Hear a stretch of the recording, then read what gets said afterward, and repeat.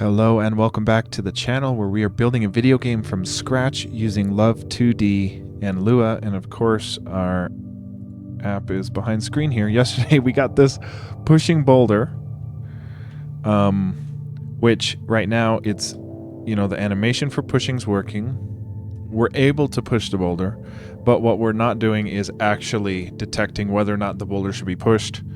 We're just proving that we can push it. So we need to work on actually triggering the boulder push, and that's what we'll be doing today, hopefully. So I'm gonna try to fix our issue with loading the game here.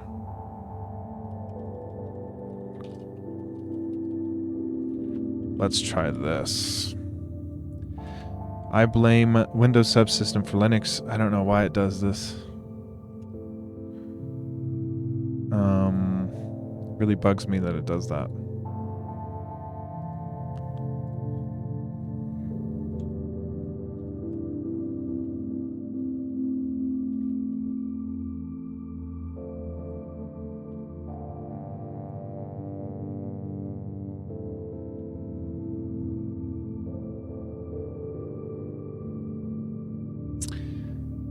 I don't know why it's doing this. We can't interact with the game if it's behind our screen like this. Let me try to reset this whole terminal.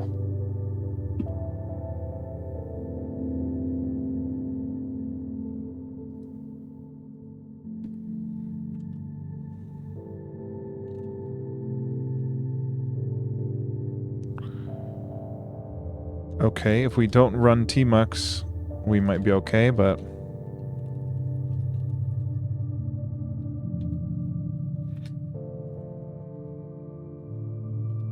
oh my goodness, why?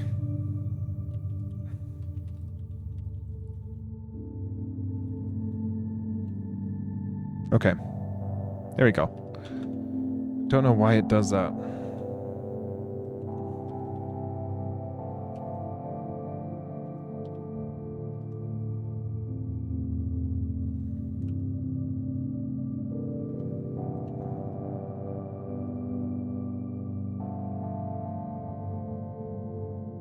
Okay, so what we're going to be doing is we've got methods for pushing boulder, either left, up, right, or down, but we need to basically count how long we're pushing and then check whether or not the boulder can be pushed to the next spot.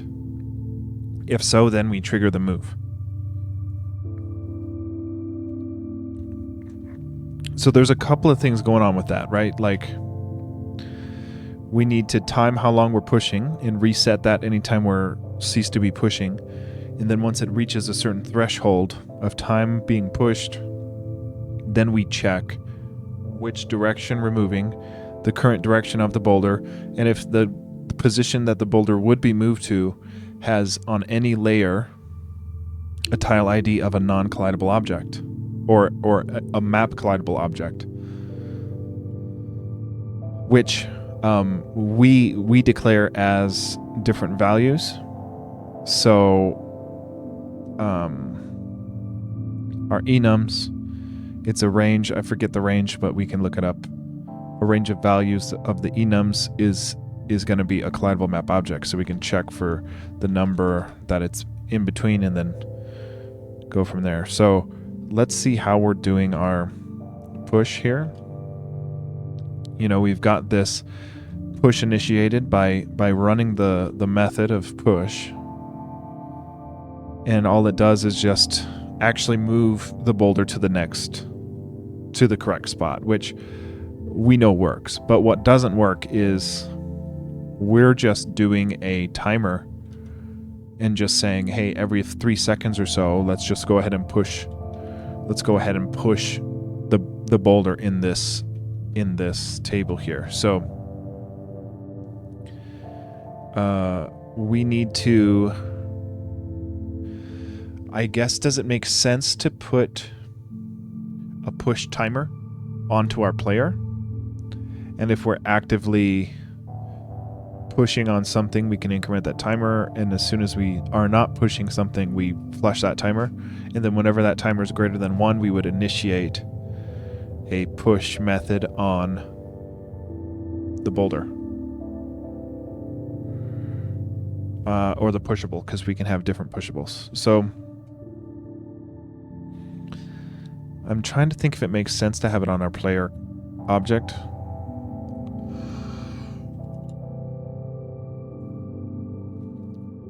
Does it make sense to have it on a player object, or it can exist in the map? I don't know. I feel there should only be one push timer, so it kind of makes sense that it's with our only player.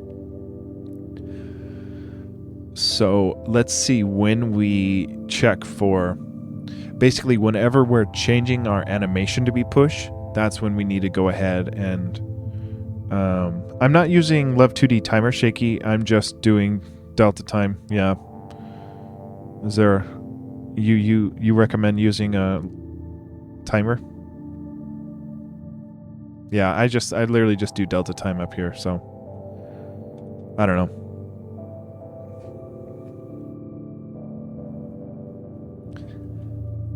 Okay, so we're going to look for where we do our animation change.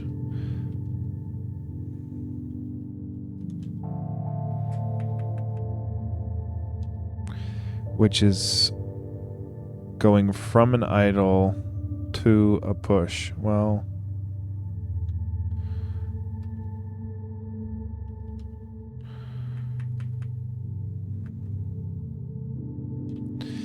okay, if we're walking, whenever we change this animation, we need to start incrementing. You know, if we're actively colliding with any of these objects, I don't think I like the idea of just incrementing the push timer if any of these are colliding.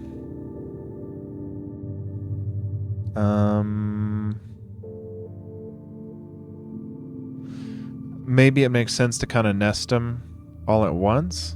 Because what I'm trying to avoid is, if we go into our player class, we need to give our player a field of this push timer so that we can count.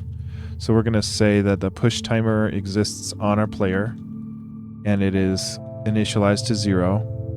And then in the walk state, instead of saying if we left collide and we take our player's push timer and just increment it,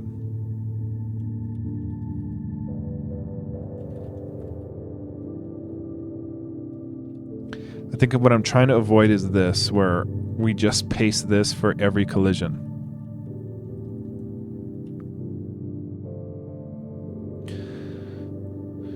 But I guess it doesn't really make that big of a difference, because my solution was going to be to just ask if we're left colliding, or if we're right colliding, or if we're top colliding, or if we're bottom colliding, then do the push or the increment.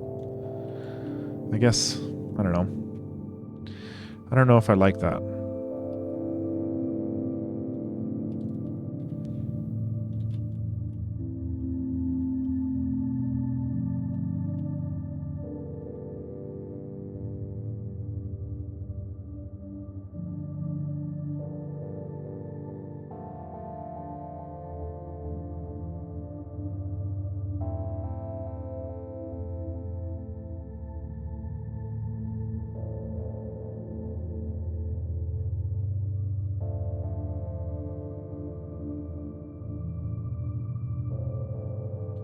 You know, if we collide with any pushable, then we're going to go ahead and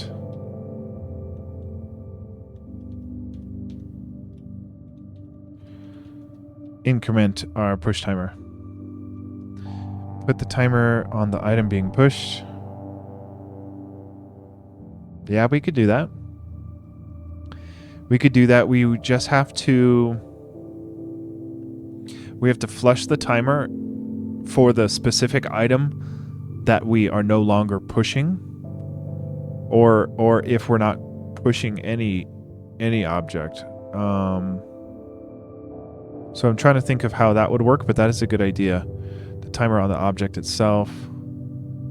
Because we need to flush the timer to 0 if we stop pushing. Like if we only push a little bit and then stop, the timer needs to get flushed to 0. And right now we don't have a way. Well, I guess we can flush if there's no inputs, we can just flush all the timers for all the pushables.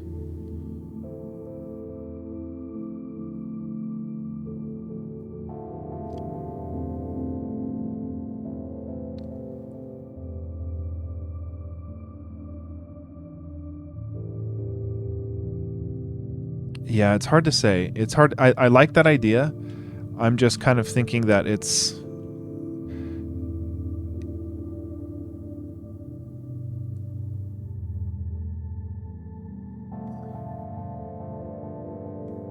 Yeah, I don't know. I feel like it's easier to just flush the one value on our player than flush all the values for all the pushables on any given... I don't know. It doesn't really matter, but that is a good suggestion. If we screw up this way, we can definitely do that way. Yeah, exactly. Everything's trade-offs, right? Yeah, I'm still, I'm very new to game development, so I'm still working out what's the proper, or, what are the better ways of doing things and not. So even if we screw this up, it's a learning opportunity. So we're going to try this method first, and then if we collide with any object, then we're going to go ahead and increment our push timer. Do we not have that?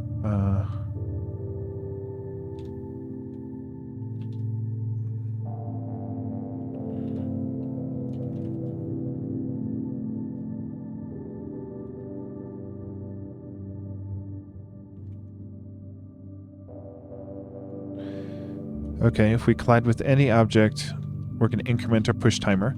And then this is where I like this method, is because we're already doing a if no inputs are held, which I believe we have like an input list, or is it output list? Yeah, output list. If output list is 0,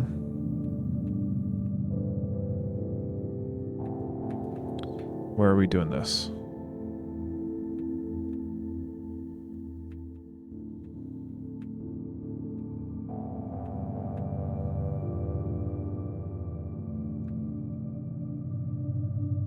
Okay, in our walk state, if we have no inputs in our touch or our output, then we're going to flush our scene's player objects push timer field to be back to 0. Okay, and then what we need to do is... See, man, I don't like... I guess we can say if we collide with a pushable, well, we cycle through the collidables, and then if we're colliding with any of them, go ahead and increment our push timer. But if we're not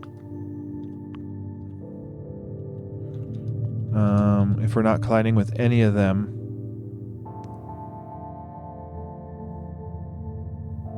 I guess we could flush it there instead. Flush the push timer if we're not colliding with any of them. I guess that just more trade-offs, right? Because it's like then we would be flushing them every single frame for every single pushable, rather than just waiting until there's no inputs and then flushing it once. So I guess the way we currently have it is okay.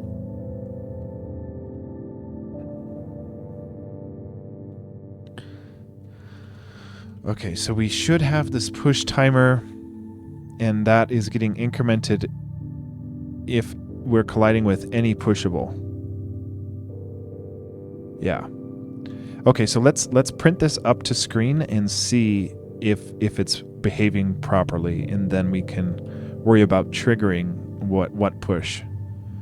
So we can say, where is our print? Is it in play state? Is it in the scene? I don't even know.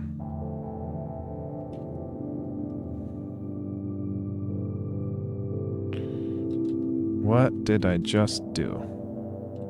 We're looking for... Gosh, I've done that wrong thing 5 times in a row. Okay, it is there. We're looking for...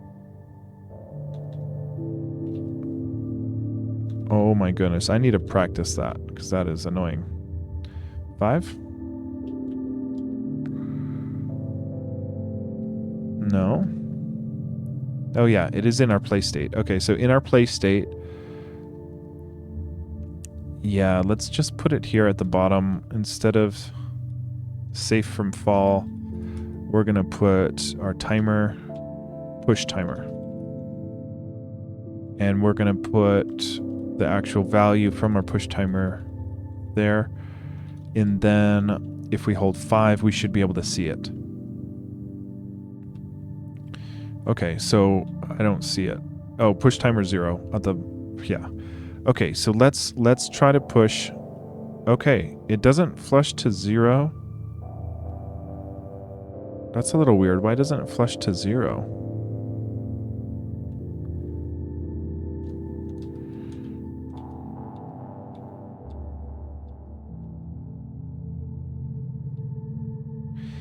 Push timer gets set to 0 if there's no touch.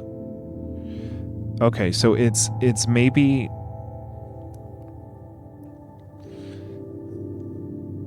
Maybe it's...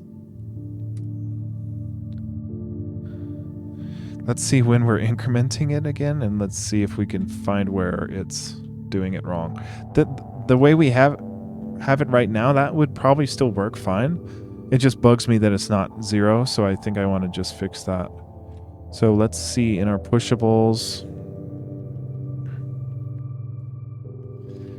No, where is it? It is the... It's in our player class.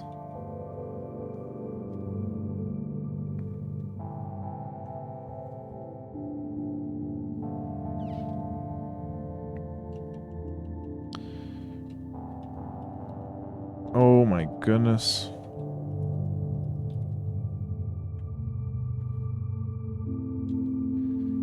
It's in our walk state is where it is. Okay, so we're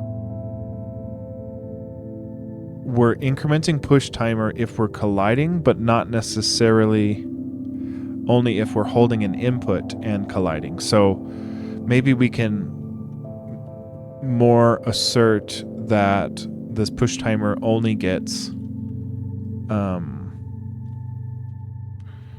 incremented if we have an output list or if we have a touch list. Oh, touch list or touch output list?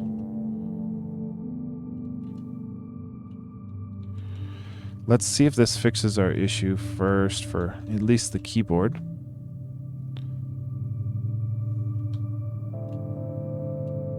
Okay, that does flush our push timer to 0 properly. So we basically want it where, let's see what the timer might be. Probably like 2 seconds. If our push timer ever hits 2 seconds, we want to initiate a push. So I just want to make sure that we're doing this right. Is it touch list or touch output list? I guess it would be either. Touch output list is 0.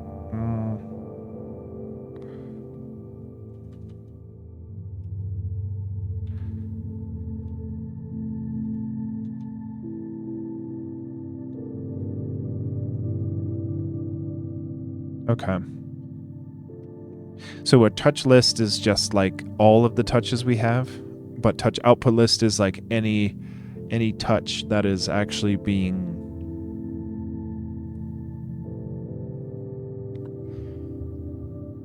like if we're holding both left and right at the same time, there's no output list because they're contradictory inputs. So we're trying to see if there is, any input that's valid, then go ahead and increment our push timer if we're colliding with a collidable or colliding with a pushable. Okay, so we've got the push timer. We've got a threshold we like, about 2 seconds. So now what we need to do is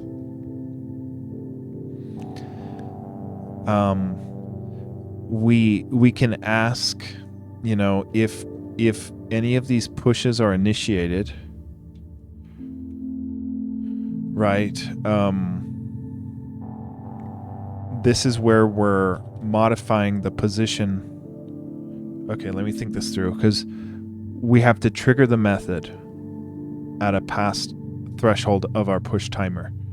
So we could, outside of the pushable class, just say if our push timer, like in our player class, if our push timer is greater than 0, see, then how would we know which pushable's being pushed? So it's almost like,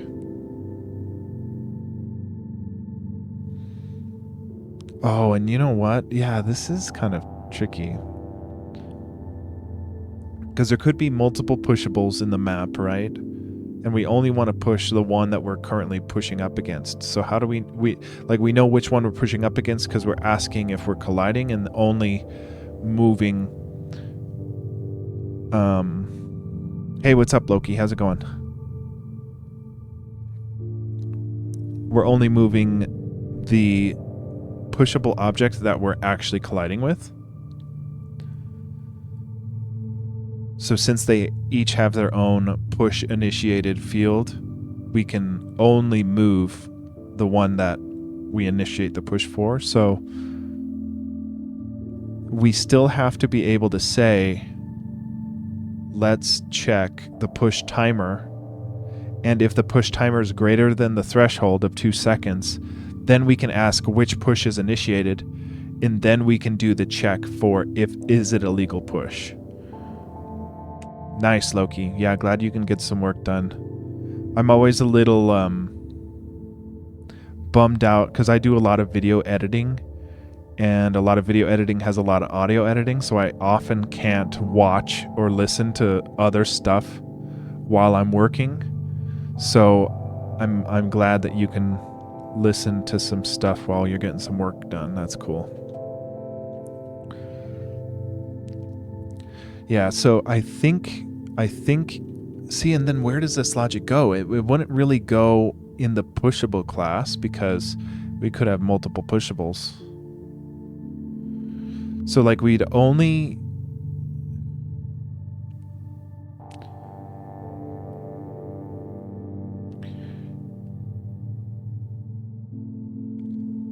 Yeah, only one pushable would be activated at a time for a push initiation. So, do we ask,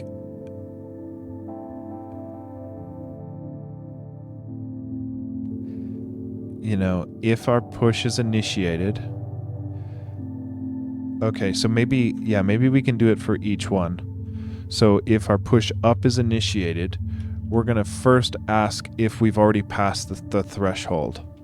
So we're going to ask our player dot push timer, hey, is our push timer greater than the push timer threshold? Or push timer, I don't know, push timer threshold.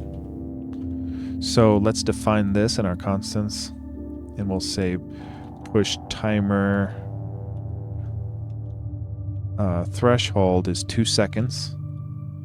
And if our push timer is greater than that 2 seconds, then we want to, I guess, flush our push timer back to 0. But then also, this is in a push up initiated. So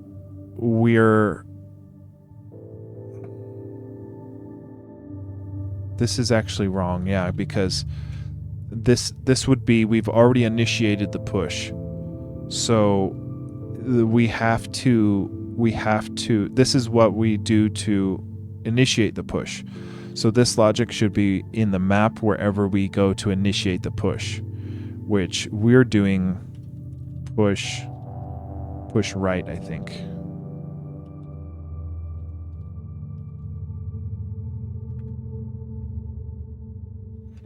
Yeah, so in our map, we're saying, yeah, right here, we're saying, go ahead and do the push right. But here, I think we need to see, how do we do this?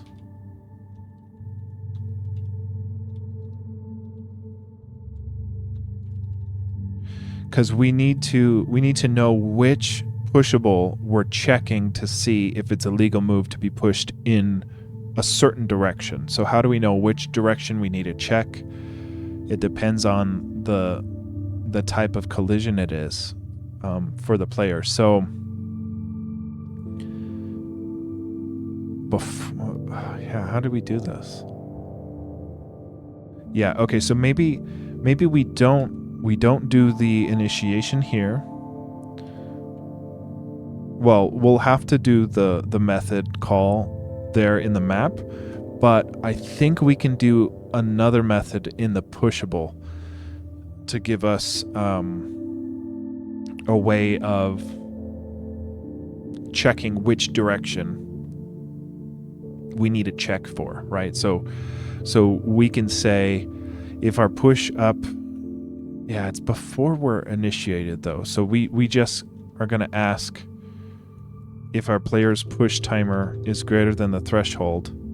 And if so, then we need to check which direction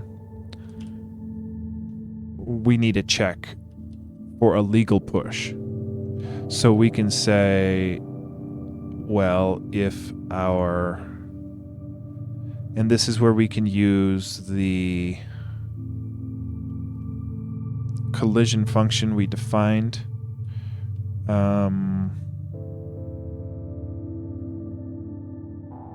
Shoot, man. We've got... Where would it be? It's the collision to actually become pushed, which is where?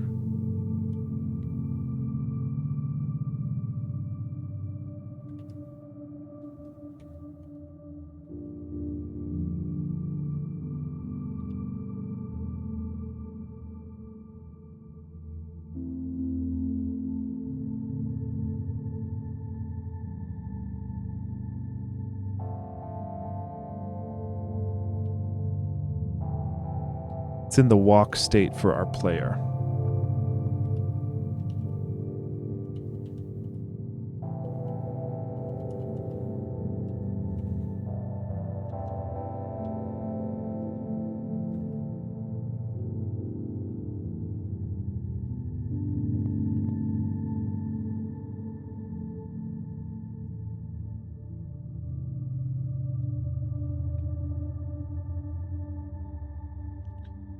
Okay.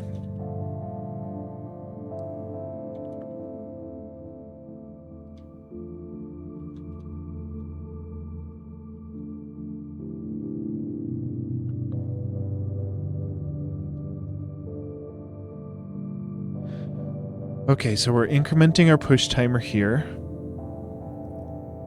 if we're colliding with a pushable.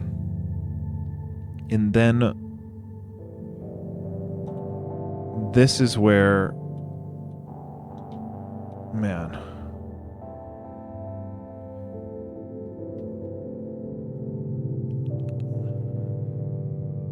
because this is where we can determine which direction to check for a legal push. Because right here we can say if our player's push timer is greater than the threshold,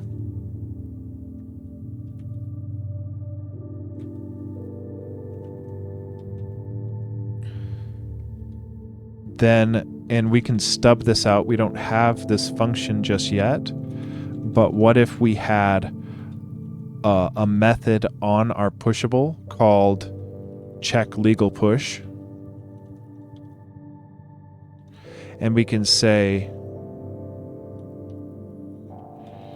you know, if legal push, you know, make it simpler. If legal push, then we want to go ahead and run another method that says, we've already got it. It's the push left. Right? It's the push left of our pushable. Oh, push left. Push left initiated. So if we left collide, then we would do a push left initiated and run that function. So when we're colliding with a pushable, we're cycling through all of the pushables in our map, and we're incrementing our push timer if we're colliding with any of the map objects in our pushable table. So if we're colliding with a pushable, we count this push timer.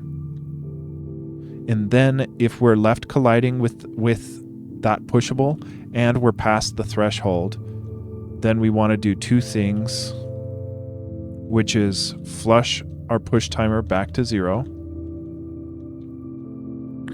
but then also initiate a left push.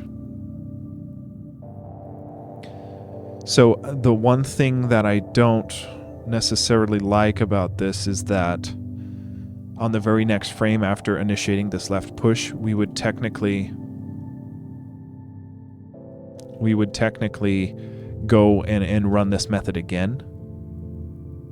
Well, no, because our push timer threshold would have to be reached. Okay. That might work. Let's make sure our push timer is still working. Okay, 37 on pushable.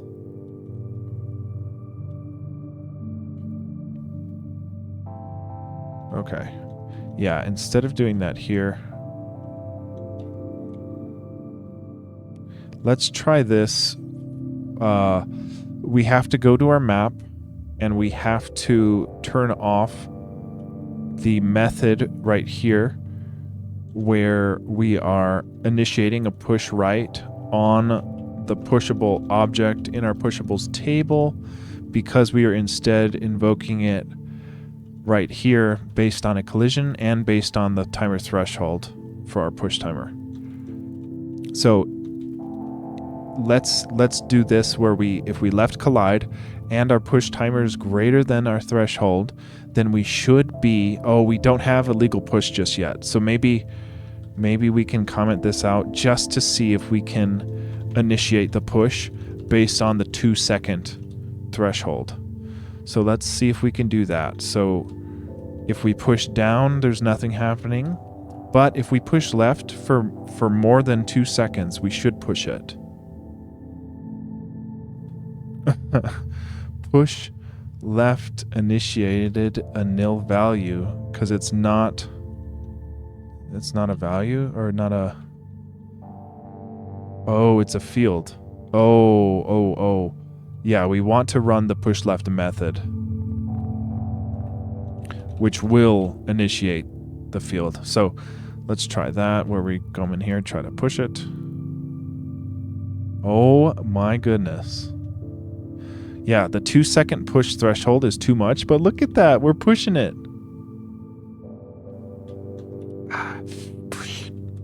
Let's do maybe 1 second. Yeah, it's cool. It's working. Let's do 1 second. I think that'll feel a lot better. And then we'll add the other directions. And then we got to add the check, because even though these would all be, yeah, 1 second is much better. And I like that we do, I do like this, since we reset the push timer upon a push initiation, then we start the 1 second timer as it's starting to be pushed. So if we keep it held, we push it faster because it's only pushing it every 1 second. Whereas if we push it until it gets pushed and we let it push, if that makes any sense, then we stop, that we can, it takes 1 second to push it. But if you hold it continuously, it goes a little bit faster, which I like. So I like that. Now let's do the same thing.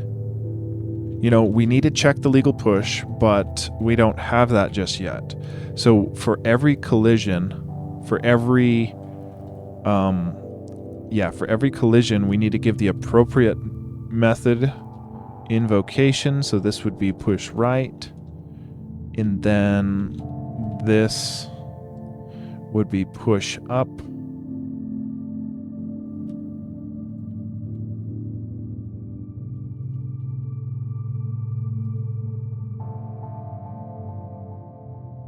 And push down. Okay, so this should give us pushing in any direction. It's just allowing any direction regardless of a legal push or not. And by legal push, I mean pushing it on top of water or a fence or a tree.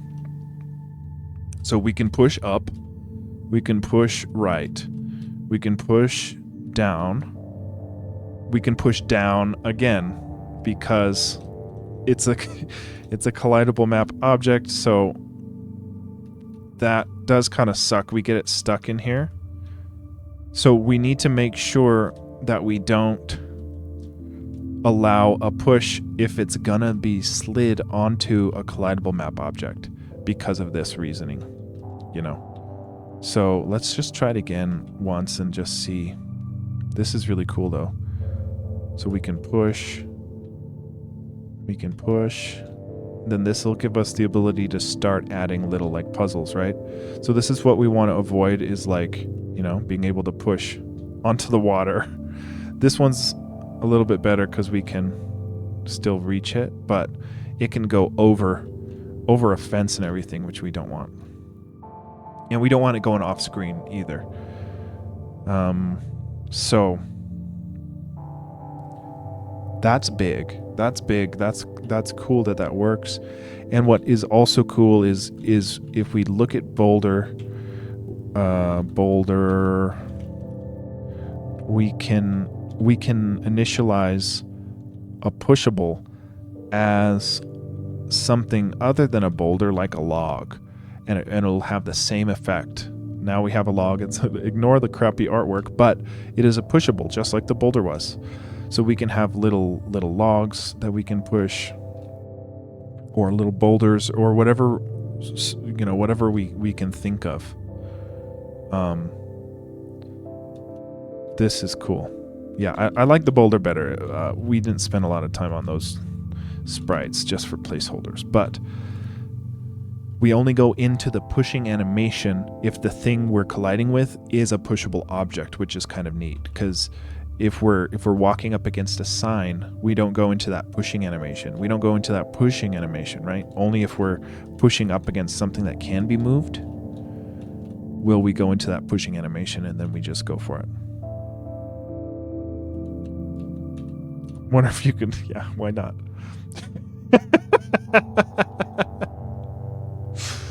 I like it. Okay.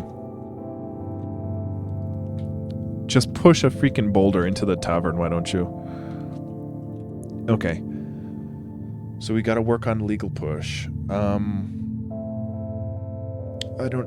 think I'm gonna wrap up for tonight. I was up till 5 a.m. last night, streaming and working on work. So I had work today, so I was just exhausted all day. So I'm gonna wrap it up early so I can get some sleep for my work tomorrow morning. But let's commit here, and we'll say that we have enable push for all directions on pushable objects. That's big. That's so cool. And we'll push to our repo. We'll call it a night. Thanks for watching. We'll raid out here to somebody. Let's see.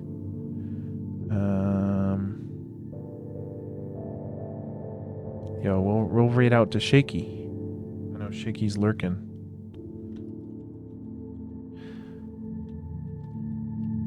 Let's do it. But thanks for watching. I'll be back tomorrow, and we'll get working on the legal push. So yeah, exactly, Loki. Nice, we got the pushing done. That's the big one for tonight. So I'm glad we got that done. And then tomorrow we'll work on only when it should, like only on a legal push, because we can't push it onto a fence or a tree or anything like that. But that'll be tomorrow. Thanks for watching. Have a good night, y'all.